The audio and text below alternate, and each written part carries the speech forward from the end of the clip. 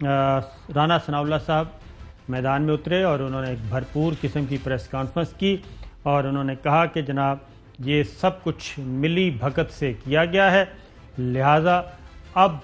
ہمارا بھی حق ہے کہ ہمیں بھی ہمارے خلاف بھی تمام مقدمات واپس لیے جائیں۔ تو شہزاد اکبر صاحب یہ بتائیے کہ یہ مقدمے میں کہتے ہیں کہ جناب یہ ملی بھگت سے بری ہوئے ہیں عمران خان صاحب، جبکہ حقیقت میں ایسا نہیں ہے اور ٹھوس شواہد موجود تھے، پروسیکیوٹر نے صحیح طور پہ اپنی ذمہ داری ادا نہیں کی۔ جی دیکھیے، بالکل صابر، جیسے آپ نے پہلے جو آرڈر بھی پڑھ کے سنایا، اس کی ٹرانسلیشن دی، اس کے اندر واضح طور پہ لکھا ہوا ہے کہ یہ ایک سیاسی نوعیت کا کیس تھا جس میں غلط طریقے سے عمران خان صاحب کو نامزد کیا گیا۔ جو فرسٹ ڈاکومنٹ ہوتا ہے کسی بھی کیس کا وہ ایف آئی آر ہوتی ہے۔ اس فیصلے میں صاف لکھا ہوا ہے کہ ایف آئی آر کے اندر بھی ان کا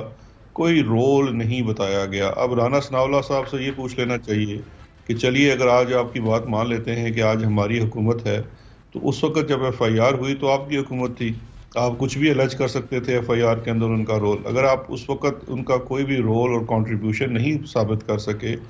تو اگر ہم نے اپنا کیس ختم ہی کروانا ہوتا تو حکومت آنے کے پہلے مہینے میں ہی ختم ہو جاتا۔ یہ 2.5 سال بعد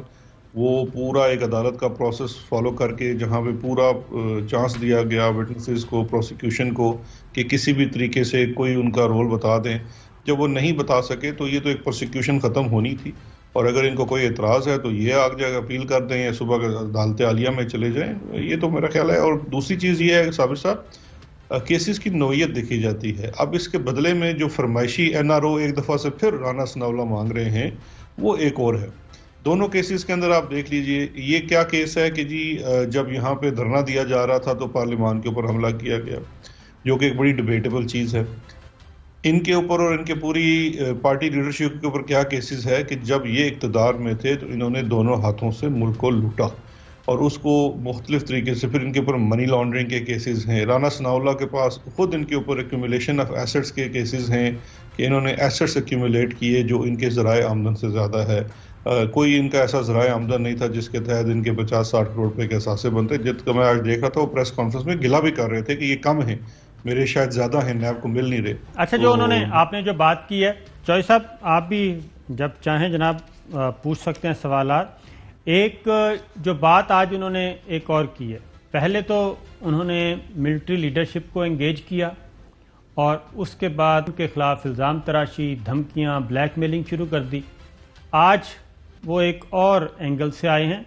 اور اب ان کا جو رخ انور ہے وہ ہے اعلیٰ عدلیہ کی طرف۔ آج انہوں نے کھلے عام کہا ہے چیف جسٹس آف پاکستان سے اور chief justice Lahore high court سے کہ جناب یا تو آپ ہمارے نوٹس لیں اور ہمارے مقدمات واپس کروائیں، ورنہ کو انہوں نے خالی چھوڑ دیا ہے، ورنہ کا چیپٹر اس کے بعد ہوگا، جیسے کہ 7 ستمبر کے بعد آرمی چیف اور D G I S I general Faiz Hameed کے ساتھ انہوں نے کیا ڈیمانڈ کی ہے۔ اب وہ اعلیٰ عدلیہ کو انوالو کر رہے ہیں، گھسیٹ رہے ہیں، جس کا کہ کوئی آئین میں کوئی گنجائش نہیں ہے، قانون میں کوئی گنجائش نہیں ہے۔ ان کو یہ سب پتہ ہے کہ سپریم کورٹ اعلیٰ عدلیہ سے رجوع کرنے کا طریقہ کار کیا ہے۔ ذرا سنیے جی کیا کہتے ہیں۔ ہم اپیل کرتے ہیں چیف جسٹس آف پاکستان سے اور چیف جسٹس لاہور سے کہ وہ انٹروین کریں۔ میاں نواز شریف کے خلاف دائر کیے گئے، میاں شہباز شریف اور ان کی فیملی کے خلاف دائر کیے گئے، ان سب کو بھی اسی طرح سے پروسیکیوشن جو ہے وہ جہاز اس اینٹی ٹیررسٹ کورٹ میں گئی ہے، یہ نیب جو ہے یہ کورٹس میں جائے اور جائے گی انشاءاللہ تعالی۔ یہ وقت آئے گا، یہ جائے گی اور جا کے کہے گی کہ جناب یہ سیاسی بنیادوں پہ ریفرنس بنائے گئے۔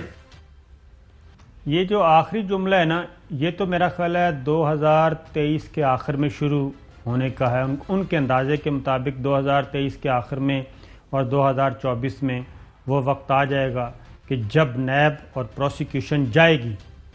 اور ان کو جانا پڑے گا۔ تو شہزاد اکبر صاحب، یہ کیوں اعلیٰ عدلیہ کو خلاف آئین، خلاف قانون ایک پولیٹیکل ایجنڈا لے کے آ رہے ہیں؟ صاحب دیکھیے، یہ تو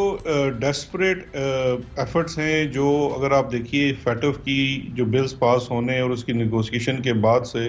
ان کا اصل چہرہ کھل کے سامنے آیا، کیونکہ فیٹف کے بلوں کے اوپر ووٹ دینے کے لیے جو انہوں نے ڈیمانڈ کی تھی وہ 34 شکیں تھی نیب کے قوانین کے اندر جو تبدیل کرانا چاہتے تھے، جس کا اگر سمپل زبان میں ٹرانسلیشن کیا جائے تو وہ اس کا حل وہی تھا جو یہ اس وقت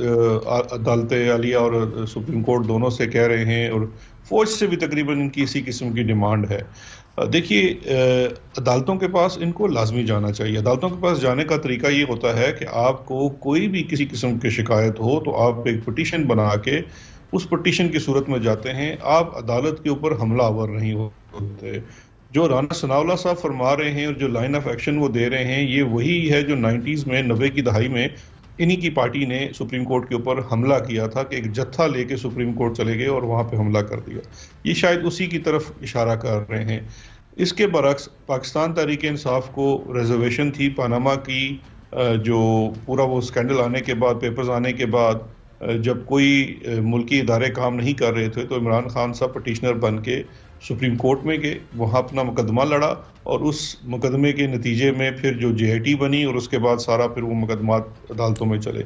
اگر ان کو اپنے مقدمات کو لے کے یا کسی بھی چیز کو لے کے کوئی ان کے اندر ہے کہ یہ غلط بنے ہوئے ہیں یا اس کے اندر کوئی چیز غلط ہے، تو وہ اس کے اوپر ایک جوڈیشل ڈگری کی ڈیمانڈ کریں ان اے جوڈیشل فورم۔ ابھی تازہ مثال ہے شہباز شریف صاحب کی جو کینسلیشن آف بیل کا ایشو تھا، ان کی جو منی لانڈرنگ اور TTs والے کیسز ہیں، اس کے اندر کتنی دیر تک ان کو سنا گیا، 3-4 ماہ تک وہ سنا گیا، ان کے کہنے کے اوپر ڈیٹس بھی دی گئی، لیکن جب کیس کنکلوڈ ہو گیا تو پھر ہی تب ان کی بیل ختم ہوئی۔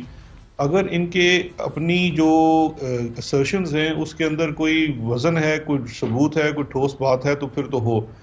بدماشی سے عدالتوں کے اوپر حملہ کر کے، اداروں کے اوپر حملہ کر کے اپنی بات منوانا ضد بھی ہے، اور میں سمجھتا ہوں خلاف آئین اور ایک ملکی مفاد کے خلاف بھی چیز ہے۔ صاحب شہزاد اکبر صاحب، آپ کی جو کلیئرٹی ہے، آپ جس اپنے تن من دھن سے پوری قوت سے چوروں ڈاکوؤں کا پیچھا کر رہے ہیں، we are all for you, لیکن میں سمجھتا ہوں صابر شاکر صاحب اور شہزاد اکبر صاحب، اس حکومت کی باقی کامیابیاں اپنی جگہ اور ناکامیاں اپنی جگہ، سب سے بڑا جرم اس حکومت کا یہ ہے کہ جو 17 جون کو لاہور ماڈل ٹاؤن میں بے گناہ خواتین اور بچوں اور بوڑھوں کو براہ راست گولیاں مار مار کے، حاملہ خواتین تک کو نہ بخشا گیا، اور 100 بندہ گولیاں ان کو لگیں۔ آج تک آپ ان قاتلوں کو، جن قاتلوں میں نواز شریف، شہباز شریف، ثناءاللہ اور یہ سارے اور ان کے سارے آدھی پارٹی ملوث ہے، ایک بندہ بھی ایسا نہیں ملک میں جو یہ نہ سمجھتا ہو کہ انہوں نے قتل کرائے ہیں۔ آپ نے وہ کب کر دیا سارا کیس، کبھی وہ اس مشافی، تو آپ لوگ نے اللہ کو کیا جواب دینا؟ مجھے اس کا جواب دے دیں۔ جی غلام حسین صاحب، بالکل آپ کی بات درست ہے۔ یہ میں سمجھتا ہوں اب ایک بڑا لمبا اس کا ہو جائے گا کہ یہ کس طرح سے اس جگہ پہنچ چکے۔ میری تو اطلاع ادھر ادھر کی نہ بات کر، یہ بتا کہ قافلہ کیوں لوٹا۔ آپ نے چوروں ڈاکوؤں کی بات کرتے ہو، قاتل جو ہے براہ راست دن دہاڑے جنہوں نے قتل کیے ہیں، اور وہ بلکری ہیں، ان کے لواحقین رو رہے ہیں، کسی معلوماتی آخر؟ نہیں، بالکل ٹھیک۔ آپ میں اس پہ کسی طریقے سے یہ کوئی ایکسپلینیشن دینے کی کوشش نہیں کر رہا جو صاحب، اس میں بالکل یہ میں سمجھتا ہوں، لیکن اس میں ایک نظام کی بھی ناکامی ہے کہ دن دہاڑے گولیاں چلی، پولیس نے گولیاں چلائی، معصوم لوگوں کی جان گئی، لیکن اس کے بعد ایک کمیشن بنا، دوسرا کمیشن بنا، اور تیسرا کمیشن بھی اس وقت سب جوڈس ہے کورٹ کے سامنے۔ اب میں یہ سمجھتا ہوں کہ بالکل پنجاب حکومت کو اس کے اوپر اس کو بہت تندئی سے اس کو پرسو کرنا چاہیے، اور ان کو وفاقی حکومت سے اس میں جو بھی مدد درکار ہوگی وہ ہم کرنے کے لیے تیار ہیں، لیکن اس کے اوپر کوئی نتیجہ نکلنا چاہیے، کیونکہ وہ اب دیکھیے یہی رانا ثناءاللہ ہیں جو پرائم سسپیکٹ ہیں، پرائم ملزم ہیں اس پوری کارروائی کے، لیکن اس کے باوجود وہ بڑی ڈٹائی سے بیٹھ کے عوام کے سامنے ہر طرح کی بات کرتے ہیں، لیکن ماڈل ٹاؤن ثانیہ کے اوپر، اپنے کردار کے اوپر ایک لمحہ بھی روشنی نہیں ڈالتے۔ ہماری ناکامی ضرور ہے، اس کو میں ایڈمٹ کرتا ہوں، لیکن یہ اس پورے نظام کے ساتھ بھی ایک مذاق ہے جو نظام عدل ہے، کیونکہ اس میں جو سب میرا